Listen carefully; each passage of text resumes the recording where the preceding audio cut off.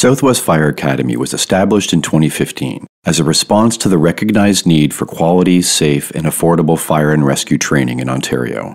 This is not your average fire college. SFA has high standards for their students, and it is their mission to teach and produce qualified, ambitious firefighters who are prepared to work hard to serve their communities. This is not a diploma mill. This is where you can learn strategic, aggressive firefighting from passionate, intelligent instructors who never forget why they were made to do this job. SFA is an accredited private career college that is regulated by the Ministry of Training, colleges, and universities, with a memorandum of understanding with the Office of the Fire Marshal. This means that SFA is an approved training provider with the OFM, and the programs are recognized in Ontario.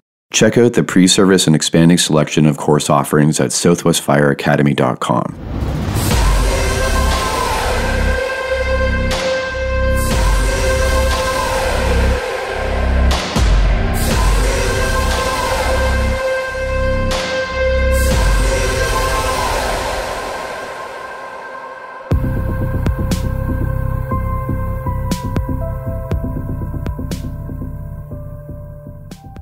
Hello everyone. Welcome to episode 78 of Multiple Calls. I'm Scott Hewlett. There are approximately 4 million registered podcasts, and most firefighters will name sitting around the kitchen table as one of their favorite things about the fire service. Yet we are somehow still trying to master the art of conversation around the firehouse. Just like firefighting skills, the skill of having conversation is situation dependent and perishable. And because it involves humans, it's always going to be imperfect. With fatigue, emotions, confirmation bias, ego, laziness, assumptions, and personality traits clogging up our filters, it's amazing that tables aren't pointed across and flipped more often. But the solution to avoiding the pitfalls isn't to stop talking. It's actually to talk and listen more. So keep trying to find an approach somewhere between walking on eggshells and being a bull in a china shop. And stay open to the idea that we're going to find our way through having conversations. Here's a pretty damned good one with Stephanie White. You've done a number of podcasts already. You have your own podcast, which I'm going to link to in the show notes for everybody. Everyone should check it out. What you've done up till now, you've really covered your backstory very well, beautifully. So instead of covering that same old ground again, you and I talked about just jumping into a couple topics to kick us off and see where we go.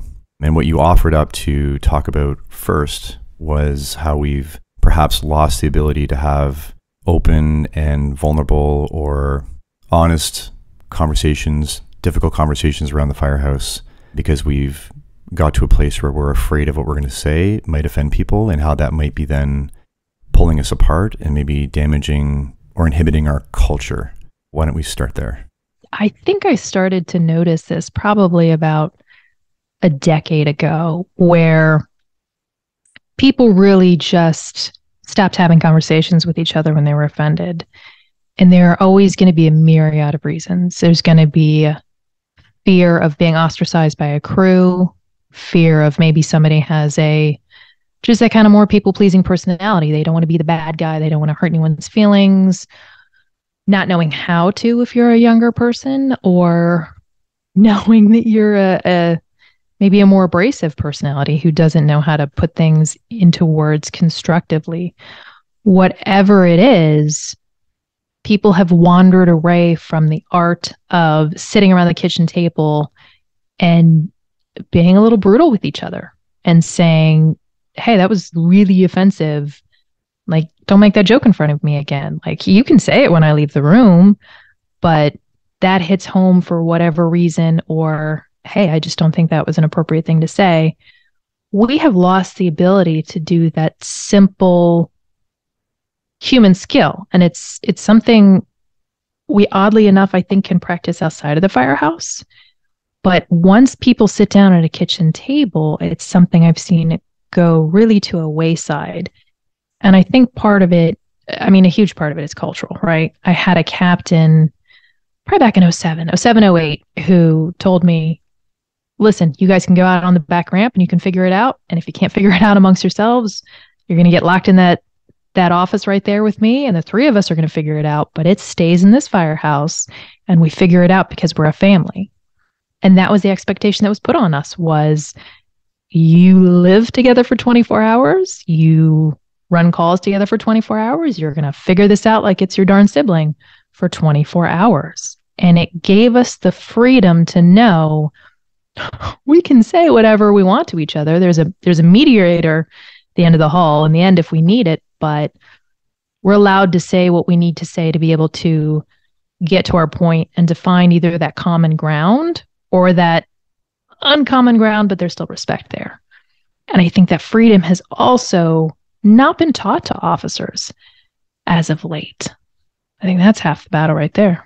How much have you seen, though, that people would use the quote unquote, the culture of the fire service or the job itself and how difficult it is and how they think it should be different than the culture outside the fire service and our society in general as a bit of an excuse to act completely differently and maybe disrespectfully to people because now I've walked into these four walls and this is where I can be almost for my own entertainment or my own comfort. I can push boundaries. This is where I do this and everyone should just accept it. And if you can't, you need to get out. Where is this line between us being a family and caring for and loving each other in all the ways that happens and using it as an excuse to be a dick? I have 4 brothers, and I would never walk into my mother's house and say to my family, to my actual brothers, some of the things that people think they can walk into a firehouse and say. And that's always a good litmus test, right? I say a lot of things to my brothers, but would I say some of the things? And you have to sit down, you have to think, am I saying this, personal accountability, am I saying this for shock value? Am I saying this to get a rise out of people? Am I saying it to be rude? If you're doing those things, well, you're kind of a jerk. And you need to consider that and you need to police yourself. We're adults. Don't think that just because you're in a firehouse with different rules and you get to drive really fast and you get to break things, it means you cannot function as an adult when it comes to adult conversation. Act accordingly. On the flip side of that, we are seeing more people coming in who can't take a joke, and they do have a lower humor line, and they need to realize dark humor is how we handle things as a fire service. So there's a balance between the two. There's a conversation that has become missing of when somebody comes down and they sit at the kitchen table in my firehouse for the first time. I mean, I'm peppering them with questions all day long. Hey, where'd you grow up? Got any family? Got any siblings? What made you join the fire service?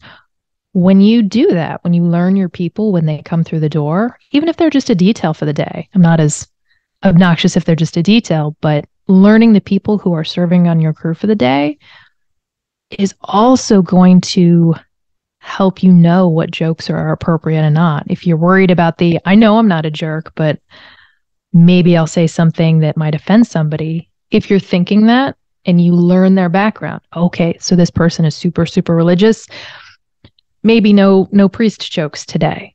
That'll keep you out of trouble. Just asking, hey, who are you and why are you here? And what do you need to accomplish today? It's the art of a conversation.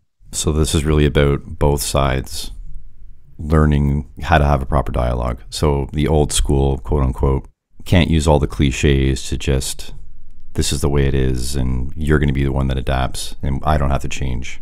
New people coming in can't necessarily dictate either. So it comes down to, both people or the crew as a whole, new and old, dialoguing, like you said, as adults, knowing the line. And is intent the main piece here? Intent is the main piece, I think. So the truth is always in the middle, right? We can be extreme jerks over here. We can be way too sensitive over here. You gotta bring it to the middle. We have to be able to make jokes. There's no way we're going to survive for 24 hours without laughing. And we're going to see some sick stuff on calls, and you have to be able to, obviously within certain boundaries, joke about that. And then I think the missing equation is, okay, what happens when those two worlds collide? What happens when firefighter A is being just an extreme chauvinistic or making political jokes jerk, and firefighter B is just being oversensitive?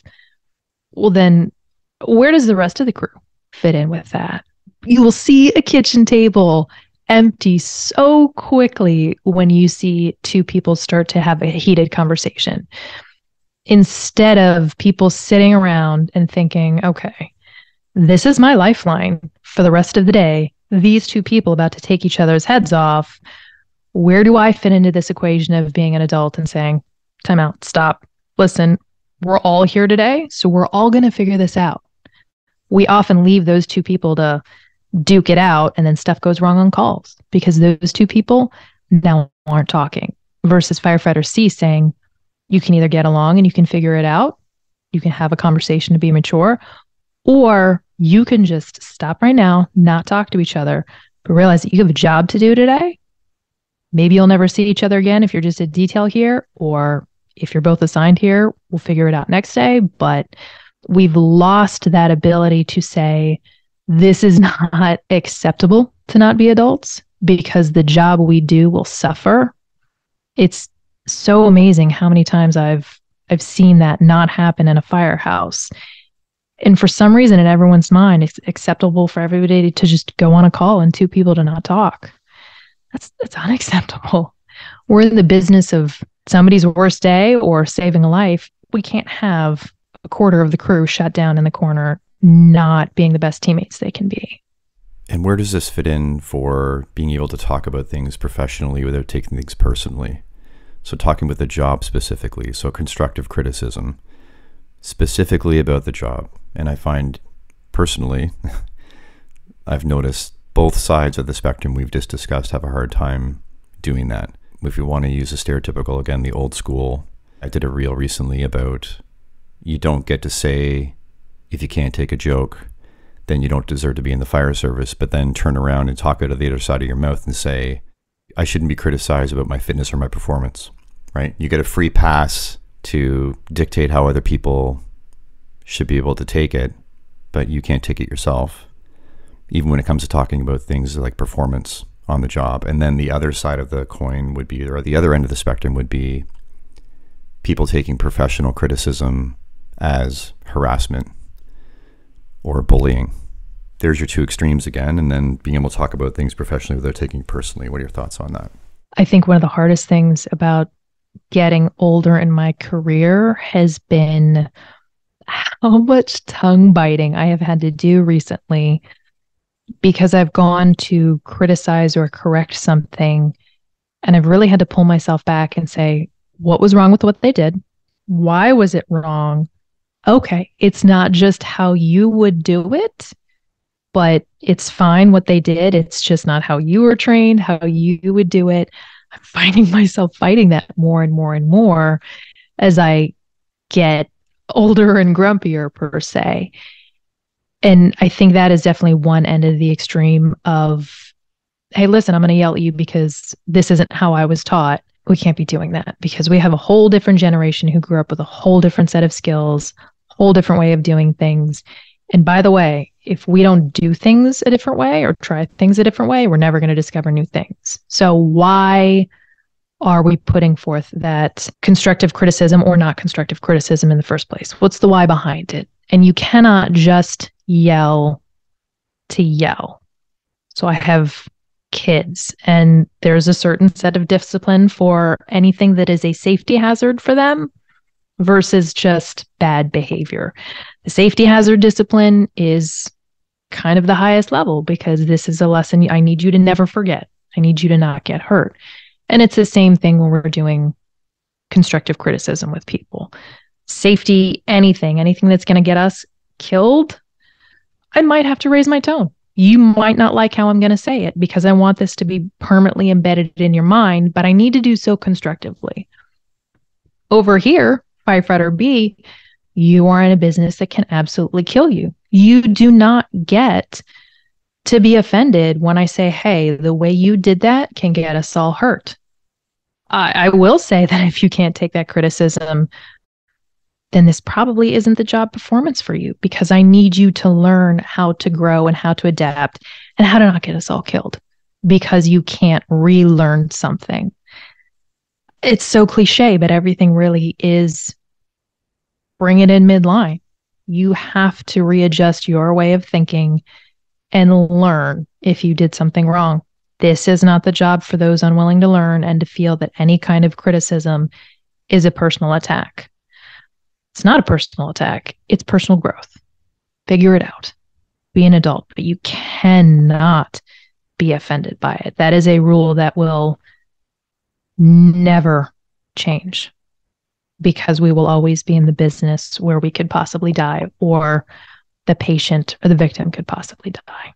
The longer we're on, is it a risk that we can also forget how long it took us to learn certain things and how we weren't hitting the ground running and being perfect? And we also tend to ignore the mistakes that we'll make daily, weekly, and maybe swipe them under our mental rug a little bit so that we don't have to put the mirror on ourselves.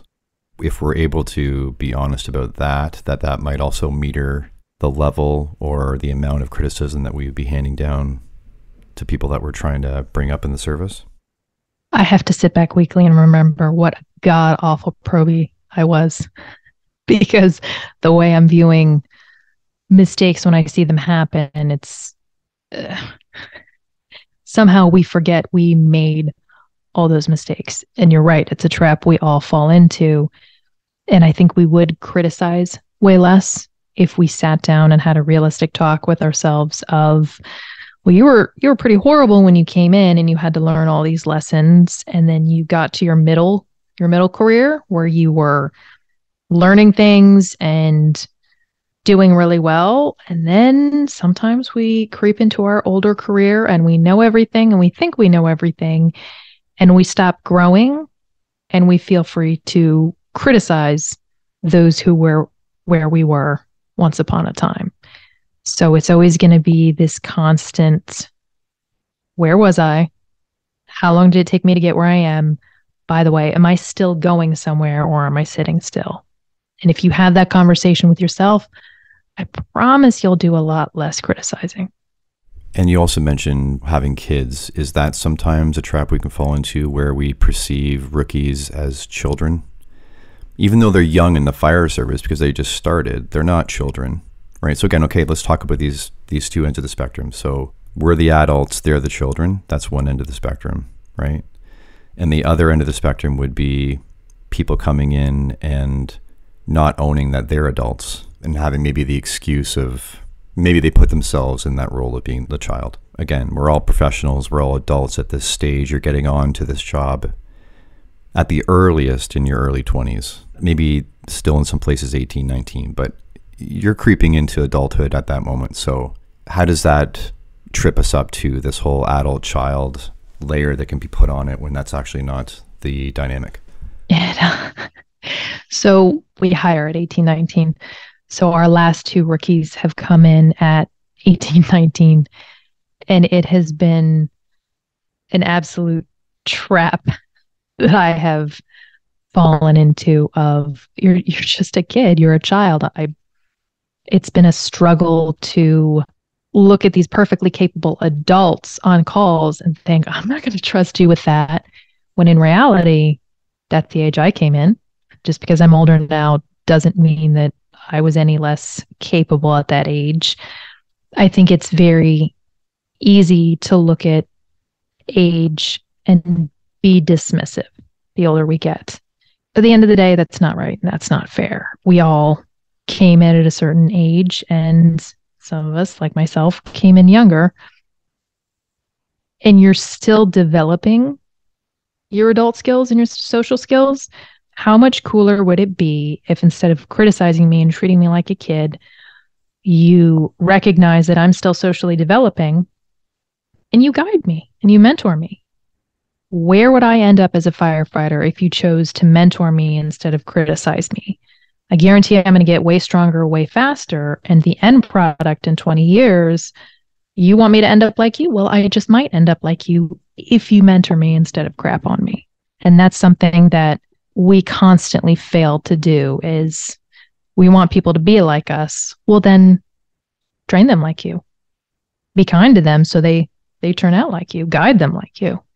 Is it important to differentiate between things that you should realize people should pick up quickly within the first few times you've shown them, drilled on it with them, and the things that are going to take, even though they've been through pre-service training in academy, they've been through the recruit academy, they're not going to hit the ground running with 30 years of experience under their belt. Do you feel there are things that should be picked up quicker, and when they're not, that perhaps this isn't the job for them? Because I think that would be fair in probably any industry. And there are things we need to recognize that it took us a long time to drill on to finally have it click. I think that's such a hot button question, because we have, once upon a time, it was okay generationally to say, hey, listen, you don't belong in this job. And I think we abused that. I think we said it to people that we simply didn't like, instead of just saying it to people who couldn't do the job. So the ability to say that got taken away from us, and it became considered a tool of harassment. And that is such a shame, because there's so many people out there who we should still be able to respectfully say it to. Because if you sit down and you train somebody and they run that call, and then they run that call again and again, and it's not clicking, and maybe somebody else sits down and trains with them a couple times and it's still not clicking, and it is happening in every category, this isn't necessarily the job for you. And we have to get back to finding a way to say that, because there are absolutely going to be people who apply and who want to do this, and they think that maybe their level is acceptable because that's how things were in the civilian world. But once again, we're different. We are different from the civilian world, with the job we do, to how we talk to people, to how we talk to each other. And that should be okay to say. We're in this weird phase of life as a fire service where we're seeing more and more people just decide one day, hey, I want to try to be a firefighter. And so they apply, they get on the job. Maybe they were a former athlete, whatever, but they just want to see what it's like. And so they stay for 2 or 3 years, and then they up and leave. Well, during those 2 or 3 years, when they're deciding if this is something they even want to do with their life, they're causing chaos, because this isn't something they want to do with their life. This was the flavor of the day they wanted to try. How do we as a fire service get back to being able to sit them down and say, hey, let's talk about your training. Let's talk about why you're here. And let's talk about if maybe this is the best fit for your life, because you're on a pathway to get somebody hurt. You have to be able to have that conversation. That can never be taken away from us as a fire service. And we need to figure out how to have the ability to say it again. Is it also unfair to put all the weight of that message on the people that are currently in the job? And let's just make it clear. So you're passing on that message properly, with respect, with support, with proper mentoring, not the you suck, you don't belong here, the harassment end of things. Let's just call it the way it should be given. But if all things being equal, and we're all talking about being professionals and adults, isn't there also some ownership on the person themselves?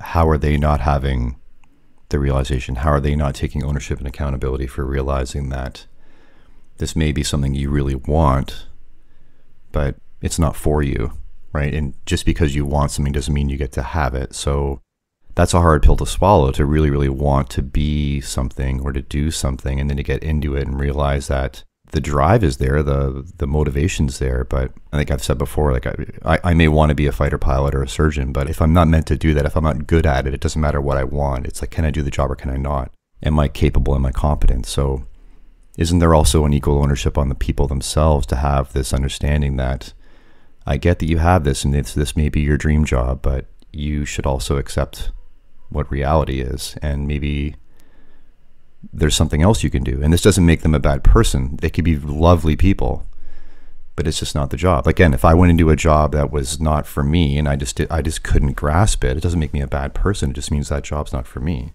Why is it then that it's always this weight is put on, this ownership is put on the one side of like, well, the message, it's all on us to have the realization and pass on the message. And it's not on the other person's side as well. I'm always looking for this equal responsibility and ownership and accountability. No, I get it. The weight is on me to know if I'm not doing this job well and this isn't the job for me. But when you have to have the conversation with that person is because they clearly are a little blind to the fact that this isn't the job for them. I wish we all walked into every situation in life with a complete self-awareness, but we don't. And we, especially with this job, you have to be a self-aware person, but you're going to run into people who aren't. So that is where that conversation comes in. The onus is always on me to be self-aware. But what if I'm not? What if I'm a person who just isn't self-aware? And that's why I'm not learning things through constant drills and because I can't even see my own weakness or my own fault.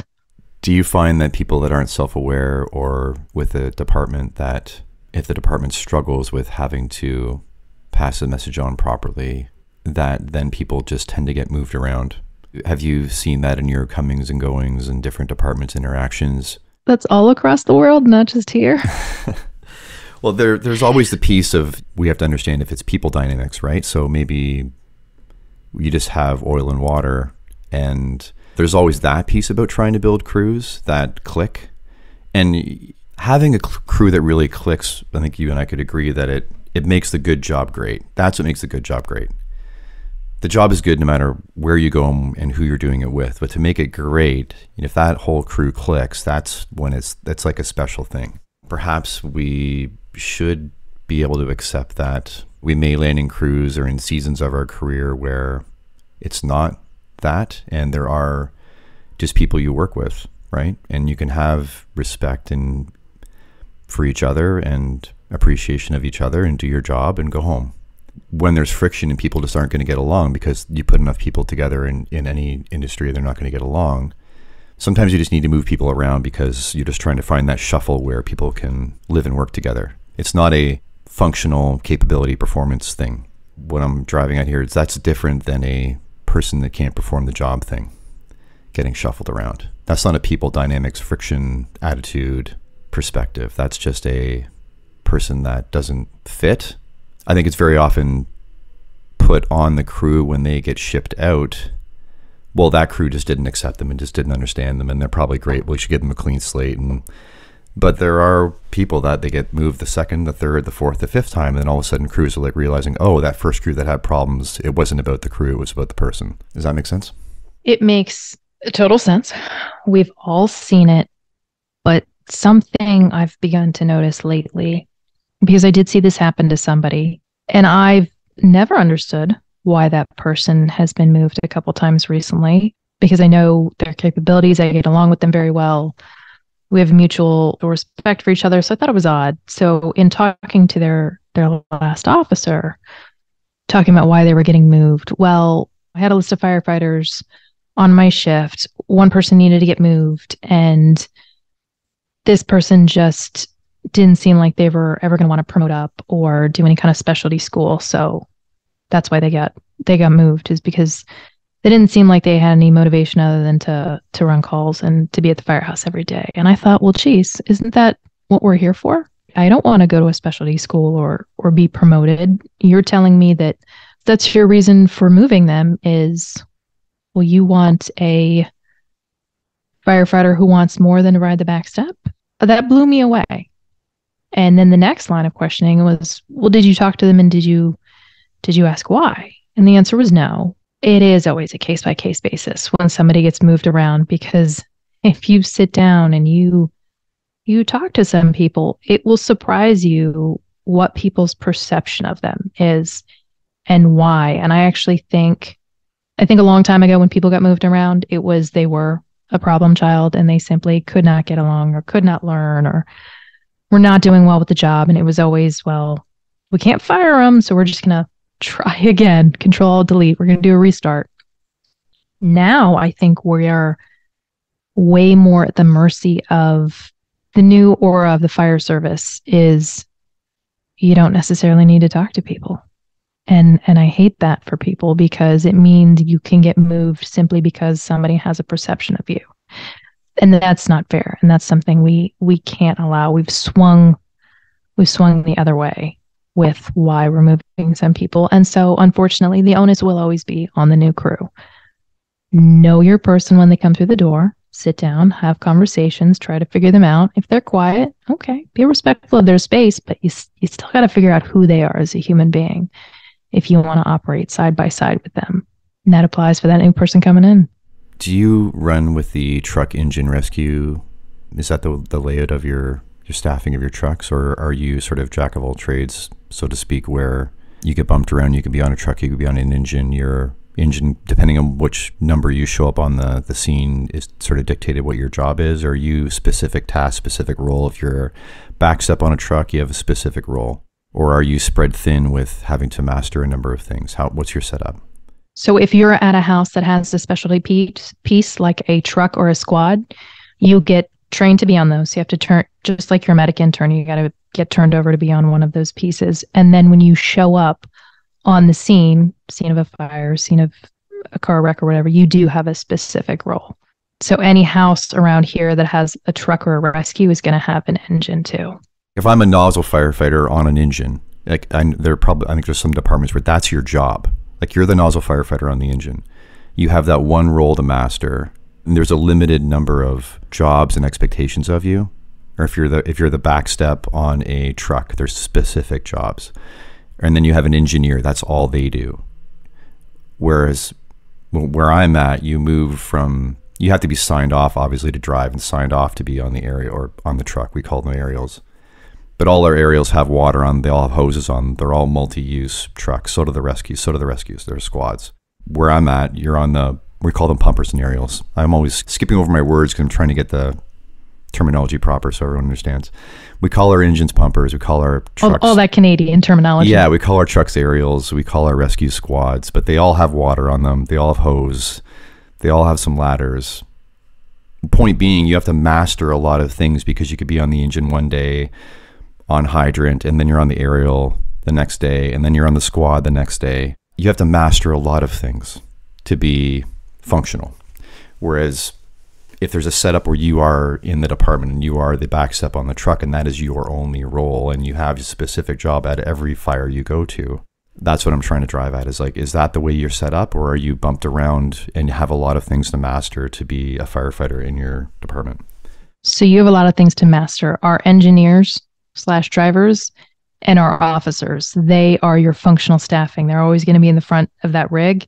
Everybody else, you're going to move across the floor if you're at a house with specialty pieces after you get signed off. So it could be you spend one day or 1 week on the engine, and then you move the next week to the truck, the next week to the squad, the next week to the medic unit. You're going to roll through the units.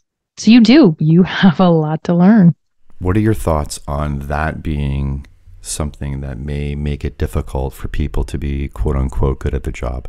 If you had a setup where you start the job, you're the nozzle firefighter on an engine. That's your role. You have to master that role. And when you go to fires, you have a specific job. So your bandwidth of what you have to master is very, very limited. And you can become really good at it. And then if you want to move to another vehicle, like another apparatus, then you can train up on that and get signed off on that. And then you may be the backstop on the truck, or you want to be an engineer. And if you're just an engineer and that's your only role, that's what you have to master. So what I'm getting at here is, are there people that aren't liked because they're not good at the job? Is the trouble that they're expected to master too many things, and to expect, especially when you get bigger and bigger in your department, to expect 500 people to be able to be good at all of those things? Then you get people pegged with being quote unquote not good at the job, where they may be, if they only had one role, if they're the nozzle firefighter on an engine, and that they may be amazing at that and putting their bandwidth into that, and then they would feel great at their job and everyone would love them, and they'd be like, that guy or that girl, amazing firefighter. What are your thoughts on that? That goes back to self-awareness. So my house is an engine, ambulance, medic. The houses on either side of me, they both have trucks, and one has truck and a squad, and then the other one has a tower, the one down the street. Let's say I'm at one of those houses and I discover that just being on the truck and on the engine is too much for me. Then it's up to me to say, hey, whether I have to come up with a creative story or I'm honest, that's on me to decide. I need to find a way to go to a different house where I can set myself up for success. That is on me to know.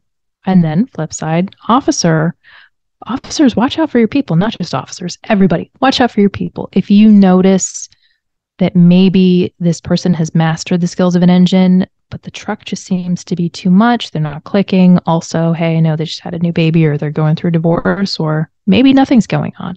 It's just learning the truck and then keeping your engine skills is a little too much. That's okay. If I'm really excellent at soccer and I take up basketball too, and I suck at basketball, that does not mean I am not still really great at soccer. If I'm really great at the engine and I suck on the truck, keep me on the engine. We shouldn't be judging anybody for that. If they are doing what it takes to be an excellent firefighter on that one piece, it's fine. Keep them on that one piece. And that's why anyone judges stuff like that will always kind of make me laugh, because at their base, everyone needs to be an excellent firefighter. If I just don't have the bandwidth to build on that, but I have the bandwidth to always practice and the self-discipline to always practice that one thing, why are you going to make fun of me, or why are you going to pick on me? But that self-awareness does need to be there.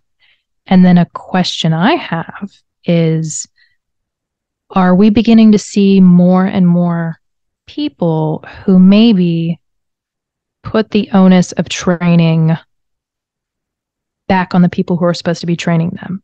So are we beginning to see more people generationally who, if I failed at something coming up in the fire department, I was in that bay at midnight when nobody could see me practicing it a million times so that I never screwed up again in front of everybody?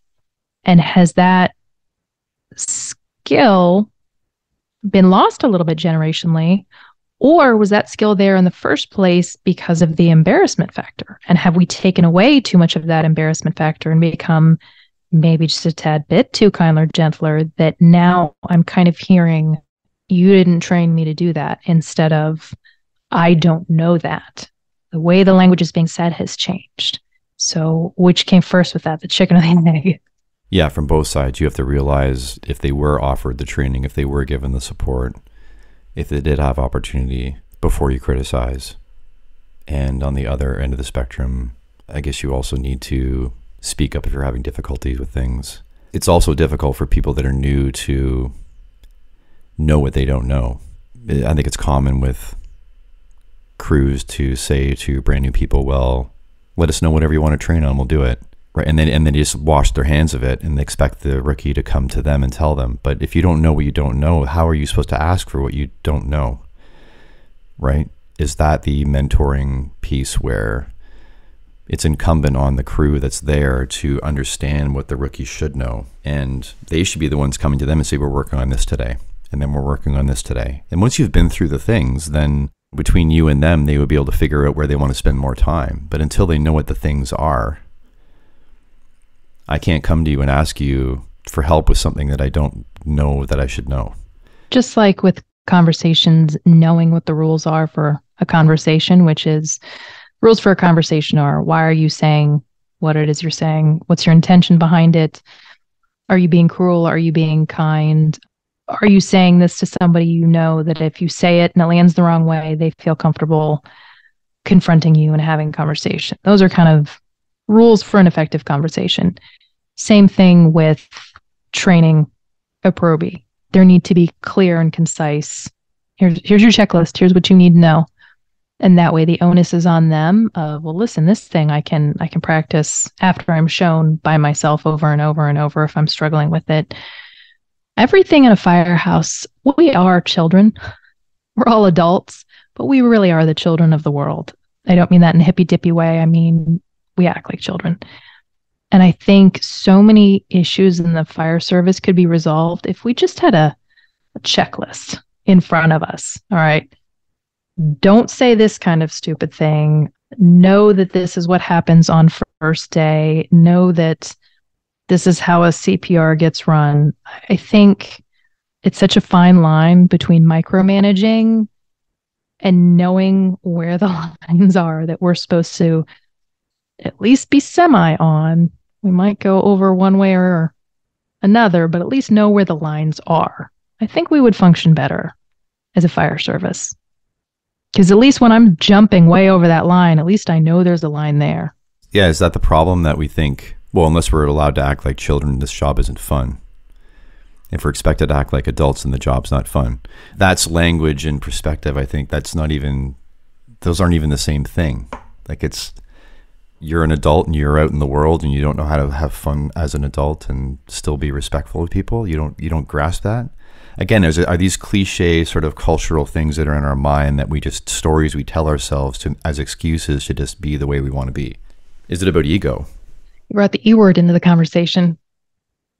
I think a big part of it as well, we've talked about generational and cultural, but we're going to get a little bit broader right here and now. Let's talk about generational, cultural outside of the firehouse. I think some of the problems we're seeing inside of the firehouse are because of the culture around us. Nothing is sane anymore, right? Be it the left wing or the right wing, they're both becoming extremist wings with ideas and concepts. And we have now made completely acceptable the concept of arguing versus conversing. So everybody gets to state a loud, blatant opinion, and we get to state a loud, blatant opinion back. And we've lost the art as a society of just being functional and normal and polite and kind. And so how much does that bleed into the firehouse as well? It's probably part of some of the problems we're seeing in terms of people not being able to have the art of a conversation is we've lost, our neighbors can't even have a conversation and they're not even in the firehouse. So why should we be expected to? And that's something we need to bring into the firehouse as well as, listen, the squabbles of the world have no place inside a firehouse because our neighbors fighting over their fence over 90-year-old politicians that are going to die tomorrow anyway with having accomplished nothing. Those neighbors don't have to go into a burning building together, or they don't have to do CPR on a 21-month-old together. So they can squabble all they want and they can hate each other, but I don't get to communicate with you that way because I have a job that I have to do with you and be it a child adult. I guess we have to recognize overall that you don't flip a switch from outside culture to firehouse culture. Like you can't just flip your whole brain and how you think and how you behave and how you act and just switch hard stop one culture to the other. There is some intermingling between.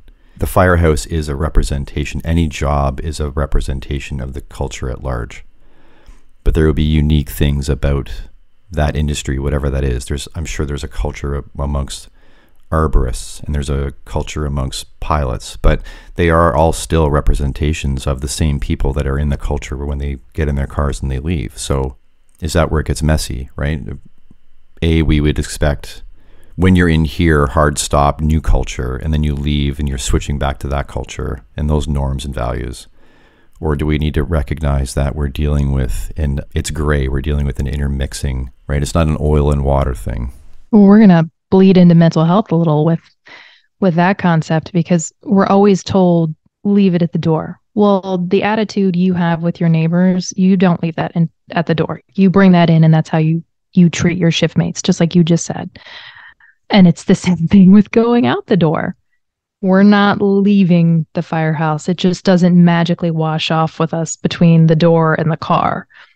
Both worlds cross each other. Both worlds stay with us. It's just who we are as a human, being a firefighter. And those calls are part of who I am on Monday at the firehouse and Tuesday when I get off duty. I don't just morph into a whole different human being. We're not Batman with a bat signal. Stop that. Stop saying it stays at the firehouse or the problems of my family life that stays at the door is the common phrase, stays at the door. It does not. Be it who you are, being rude to others and then thinking you'll come in and be kind to your shift, or assuming I'm going to go home and have a cup of coffee and that call is not going to bother me. That call is going to be waiting in my locker when I get back to work tomorrow, but it doesn't come home with me. That's not a thing. I've framed it before as a lot of people say, when I leave work at work, but you never hear anybody say I leave home at home. So we don't have this realization, like you're saying, that you're just a human having a fluid experience. Your brain doesn't change when you walk into a different space. There may be different expectations, some different norms and values because we're at a funeral or we're at a wedding or we're in the Walmart or we're at the firehouse. There are norms and values depending on what space you're in. That's obvious. But people don't leave home at home, right? How can you? With the mental health thing, how are you? You can say you leave work at work, but you don't. You don't have this light switch that you flip. So you have to understand how work actually does affect you when you're home and how your home affects you when you're at work. And just see yourself as a human having a fluid experience. I wrote an article a couple months ago, and I was very, very surprised by the feedback. And it was about coming off duty and the realization of how often I don't come off duty and how many moments in life I've ruined because my brain was still on duty and I was still wound up and I was still in that space. I don't know if I feel good or bad about how many people reached out to me to say, oh, you know what, now that I read this, I realize that this is something I do. I come home and I'm still in that mode. And I've said this a million times. We all have been walking through a Costco and we hear a CAD beep or we hear a radio cue up. We hear that sound because for 24 hours or 48 or however many you work, you were in a state of hyper alertness. Even when you sleep at the firehouse, it's never a deep sleep because your body doesn't want to fall deeply asleep because then it'll feel super sick when you get woken by those loud tones. You're never in a fully relaxed state, even when you think you are at the firehouse. So when you come off duty, if you don't have some sort of specific differentiating line, some sort of routine that you can do every day that tells your brain, I am coming off duty. This is me at home. This is me. I'm not about to run any calls. I'm probably not about to save any lives. I can relax and rebuild my health the next 24 hours, just like some sort of little video game character. I get to run around and eat and sleep and work out and become healthy again and go destroy it all at the firehouse the next day. We have to teach people to do that. And we're not teaching people. You're not going to leave it at the door, but find a way to turn elements of it off. Find ways to shut parts of it down because otherwise they're going to stay on and you're never going to fully come off duty and you're just going to be exhausted. On the flip side, is it important then to have a regular practice for turning it on when you come on duty? A lot of focus is put on when you come off duty, you need to decompress. Like I agree with this. You need to decompress. You need to transition.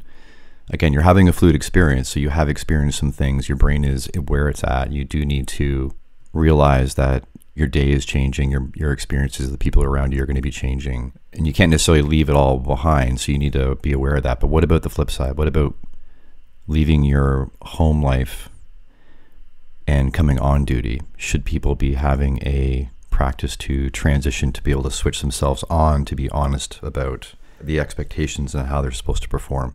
Almost the idea of, unless you could run the most difficult call of your career, should you be coming into work?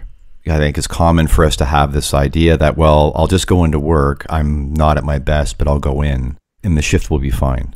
But if we want to talk honestly, like that shift could be the shift, right? You've had 300 of them where nothing's happened. You've been fine. And you're thinking the 301st is going to be the same, but that was the one where it's not. How much of us as adults and professionals should we be realizing, could I do that today if today is the day? So that's a hot button topic because staffing right now is probably just as abysmal up where you are as it is down for us. I've had a lot of days recently where all the fall sickness is starting to hit us where I work. And it's okay. Am I so sick that I can't do the job, or am I just sick enough that I don't feel good? And I think a lot of people are having that conversation of, all right, I feel horrible today. I'm not concentrating on whatever, but I can still do the job. Can you? Can you really do the job? I think we're having so many managers crack down in certain areas on people with sick leave usage and other things that some people feel afraid to. Some people are coming to work with COVID or strep throat or whatever, and then taking out staffing because they just infected 5 other people versus staying home because they're actually afraid of the repercussion. And I think that is something we all gamble with. And 99% of the time, it turns out okay. But we are a game of 1% anyway, aren't we? That's why we exist. I think we've all come in not at 100%. And so no point in me asking. I just want to ask these questions because I reflect on myself and then I try to have this honest reflection on the job and what's expected. And just because I've had, again, however many days where nothing's really been that challenging, I just don't think we can have this assumption that the next day is going to be just like that. And we've seen enough documentaries and read enough NIOSH reports and how much of, and maybe that's not even necessarily always captured when we hear about these bad calls where we lose people, how much of it was they physically or mentally weren't at their best on that day to be able to do their job. We don't know. I'm just wondering if like I could get caught in the similar situation if I'm coming in and I'm not at my best.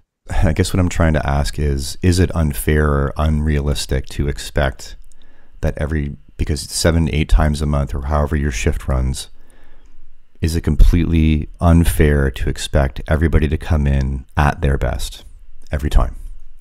And that's just a reality. And it is what it is and we can't change it.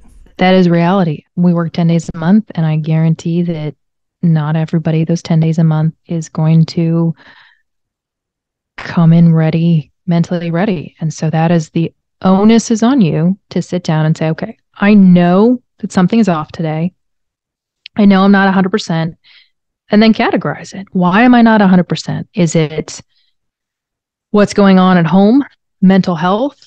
Okay, I'm going to sit down and I'm going to write out essentially a game plan for today. What's weighing on my mind? Am I going through a divorce, a sick parent, whatever? And I'm going to make myself a little mini checklist of, all right, what can I do today to relieve those thoughts and to put them on the back burner so that I can do my job today? Am I sick as heck? All right. Have I dosed up on over-the-counter stuff that can make me as functional as possible?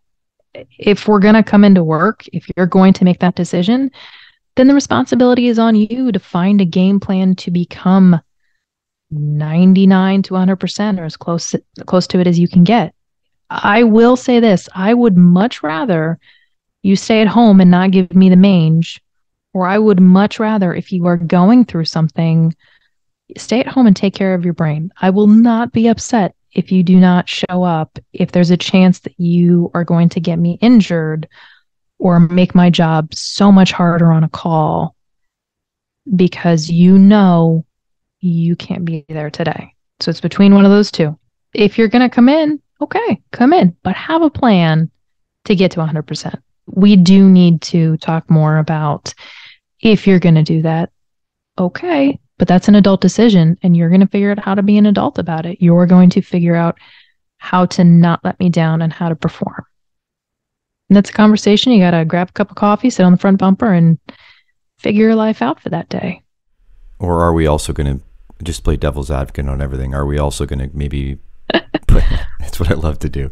Are we going to put ourselves in a state of too much heightened anxiety because we're so worried that today might be the day? Like, is that, again, that's unrealistic to expect in your brain every single moment of every single hour that you're on shift that, oh my God, is this it? Is this it? Like if you're, especially if you're already an overthinker and an anxious person, I mean, that's not going to be very helpful for you. So I guess you can't come in thinking this is the paradox, right? You can't live in a constant state of heightened anxiety. I mean, we could argue that then training and competency and confidence that should mitigate that. I don't think any of us come into work going, this is going to be the day that I'm going to run the ultimate shit show of my career. And if you are the kind of person who comes in thinking that, then there might be some undiagnosed anxiety issues going on there. And that's a different road. I could not see coming into work every day like that. That would be torturous. Well, I guess I'm just trying to pull at what this is. It's that people are messy, right? We're messy. We're messy and complicated, and there's so many different factors to this, and just trying to put the language and call out the messiness of the things.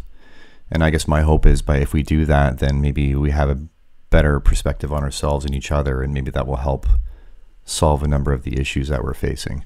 But unless we acknowledge the messiness, then how can we talk in real terms?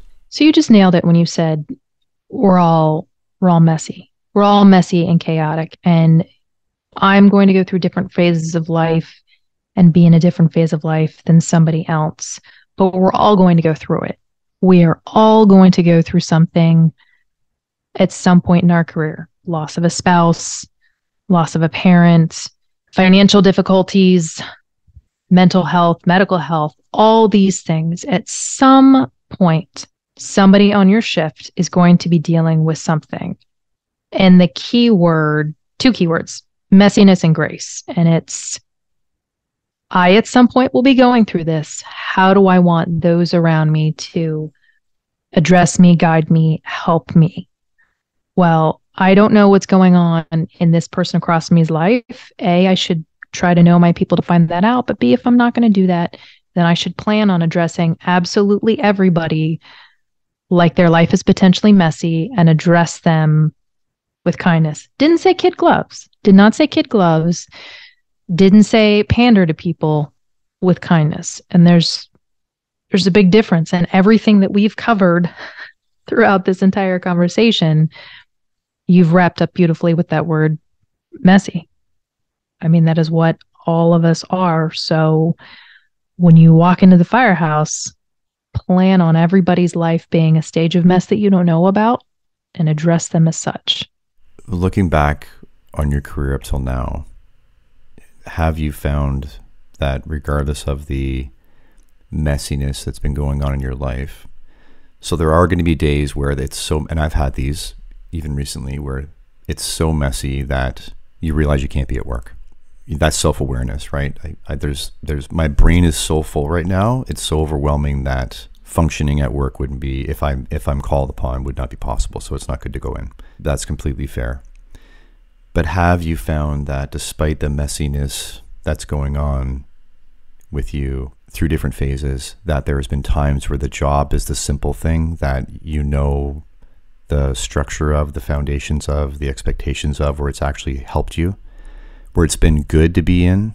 Has the job given you more of those days and it's hurt you and taken them away? Absolutely, because there are two things that are always going to be essential about human beings. Is even if we are rule breakers, we need rules. We thrive on guidelines and knowing where the line is. Even if we're going to break it, we do best knowing where that little box is, even if you think outside of it. And the other thing is being useful. Human beings were designed to be useful. We were designed to have a task, and we were designed to help. And we feel better when we're helping. So some days you will find your life could be falling apart, but going to the firehouse, knowing how things work, even though the calls are unpredictable, there's still always a certain pattern they're all going to follow, certain rules they're all going to follow. And I'm helping another human being. Even if it's just Granny calling with the most ridiculous problem, you're still problem solving it for her. And in those moments, you're not thinking of the messiness of your own life. And I think the firehouse can be such a, you're going to laugh at this. I'm laughing as I say it, but such a magical and a healing place when you're going through some things in your life because of those concepts. Because as corny as it sounds, I am helping somebody. I know to a certain level the rules that apply to this little world that I'm in for the day. And then, I mean, your crew, if you have a close-knit crew, they know, they can sense, they can tell what's going on, and they're going to do what it takes to bolster you for the day, whether it be sit silently with you and listen, or laugh, or just be absolute nitwits for the day to make you forget what's going on. So is it the differentiation then of deciding whether to be in or not, as I'm going through a lot, it's messy, but I'm functioning and I need a distraction for a few moments for 24 hours. It's going to be nice to be into something that I understand the messiness of the firehouse and the job, and it's not going to exacerbate what's already going on with me, and I'm not going to be a hindrance to myself or risk to myself or anybody else, versus I'm at my absolute limit, and if one more thing happens, it's going to be the tipping point. You shouldn't be risking going in and then hoping that it's just going to be a cruisy day with all these nice things that are going to support you and help you. And if you have a bad call, then that might be the tipping point or you not performing on that call might actually make things worse for you. So I understand that's a bit of a gray area, but is that the differentiation about when to come in and when not? When the firehouse and the job would be healing and when it would actually be you're rolling the dice? I went through a divorce and I had two very young kids at the time. So it was really very emotionally difficult for me as a mom. The metrics standard that I used wasn't actually the worst call or the biggest fire where everything went wrong. It was, and this is going to sound horrible, but if I had just the most high maintenance patient, whether it just be a super whiny, entitled patient or somebody with a very high level mental health crisis that I had to talk down. That was kind of my metric, was if I'm put with somebody who's very high maintenance and horrible, or somebody who is in desperate chaotic need of a good hour of my time and energy, could I perform? Would I snap at that person who I feel is being entitled, or would I not be as wise and caring as I need to be with that person having the ultimate breakdown of their life?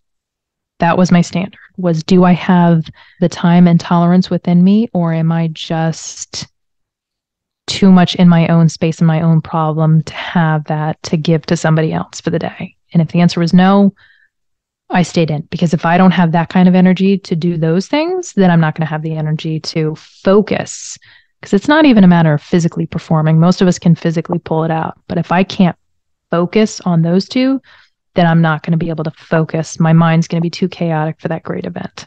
Yeah, so is the question then that we should always be asking ourselves, do I have the capacity? With the messiness off duty, right? You talked about sick or aging parents, or if you're a parent yourself, a lot of people in their lives get used to functioning when they don't have the capacity because you don't have a choice. But is it even just better to even just recognize that, even if the answer is I don't have the capacity?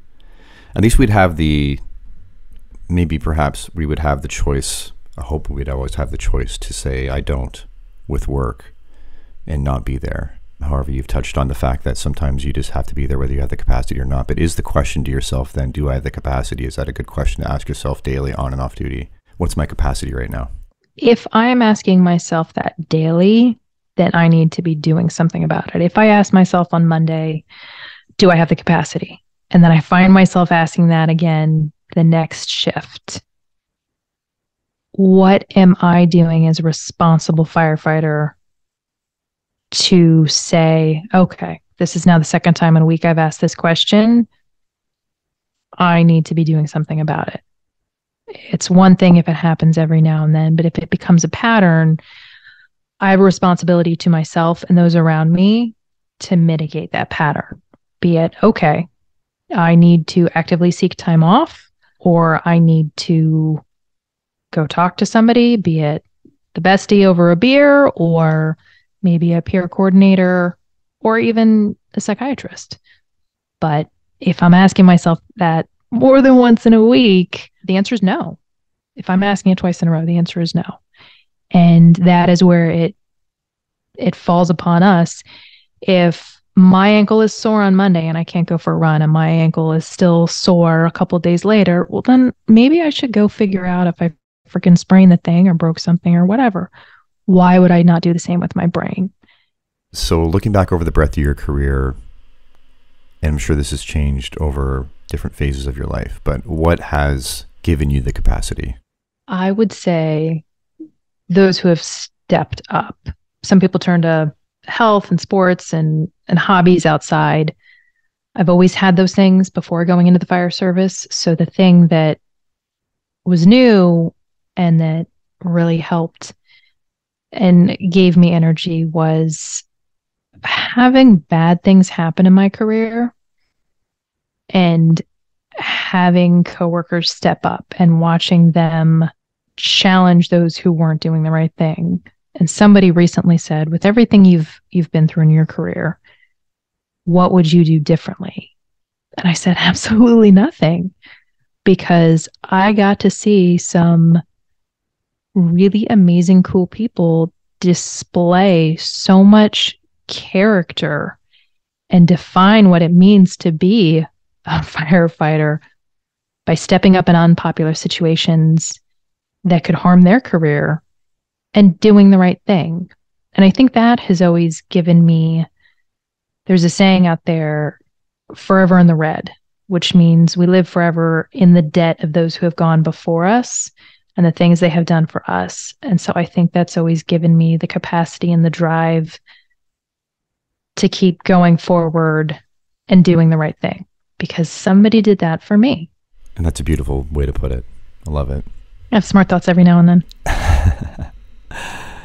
Before we wrap up, how's it been doing the podcast? Give me some just real talk and reflection on how that experience has been.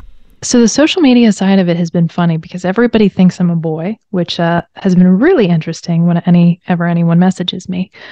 Is it because the audio in the reels is the male voice, like you talked early on about? That's what I'm thinking of. I think people maybe catch one reel, and so they think maybe the girl is the guest. Because I did get one message saying, "Hey, man, for a girl, your guest wasn't bad."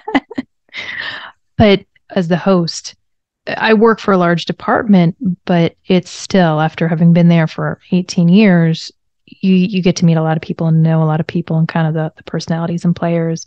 So it's been really exciting and beautiful to step way outside of there and to meet people that even doing union stuff I wouldn't have met, because obviously you're a host, you approach people, you see a story or you hear something and you approach people, and getting to see so many different stories in life has been really, really humbling and cool, and just a reminder of how many people are pushing and driving for change. I think one thing society overall has really sucked at and stumbled with is we've all become doomsday prophets. The world is falling apart in every different capacity and facet, be it right wing or left wing. They're all saying the sky is falling chicken little, and everything is really so negative lately. And so just to see so many people working towards the problems in the fire service has been really, really great, and just humbling, for lack of a better word, to know that no, the sky isn't falling. And even if it is, you've got all these kick-ass people just raring to go fix it. Fair to say, has it reinvigorated your love of the career or giving you a brand new perspective on it? It has made me ashamed of some of the bad habits that I've slipped into. I mean, we all slip into them, me probably more than others. And it's made me go back and say, okay, I've started doing this. Let's clean this up. Let's tighten this up. Let's change how we talk to the new guys. And just, it has made me be better and do better. Awesome. Is there anything else you want to touch on before we wrap up?